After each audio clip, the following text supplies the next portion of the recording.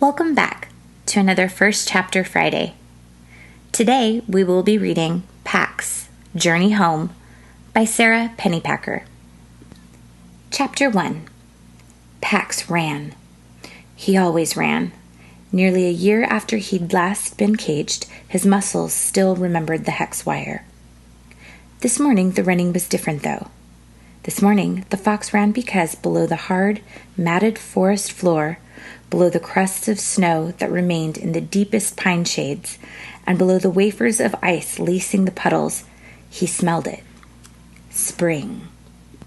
New life surging up from the bark and the buds and the burrows, and the only possible response was to up and go. And then suddenly he stopped. Rabbit! Bristle was always hungry these days. Pax canted toward the scent and found the warren. It had been abandoned only hours before. It held 2 kit carcasses, one dead many days, one lifeless a single night. This was the 3rd place in as many days that Pax had come upon dead young. The first, a field mouse burrow, held an entire litter. He had brought home the freshest body, but Bristle's snout wrinkled in disgust. The second was a chipmunk nest.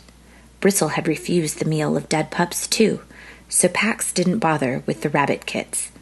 Instead, suddenly tired, he turned for the deserted farm that he, Bristle, and Runt had claimed since leaving the place where Runt had lost his leg.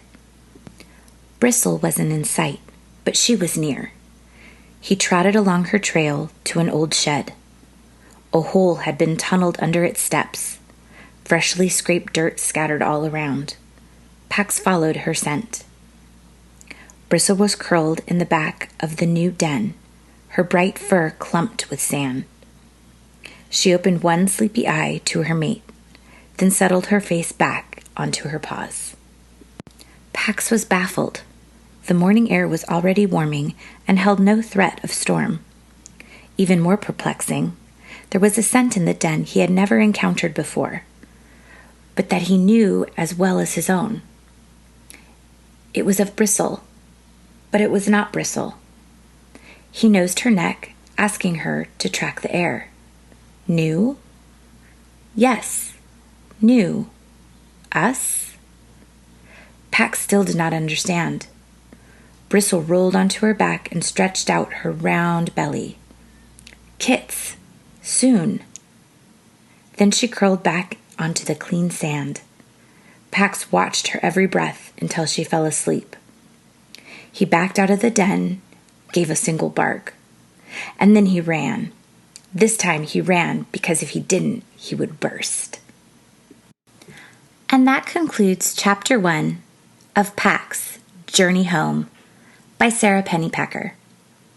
Thanks for listening.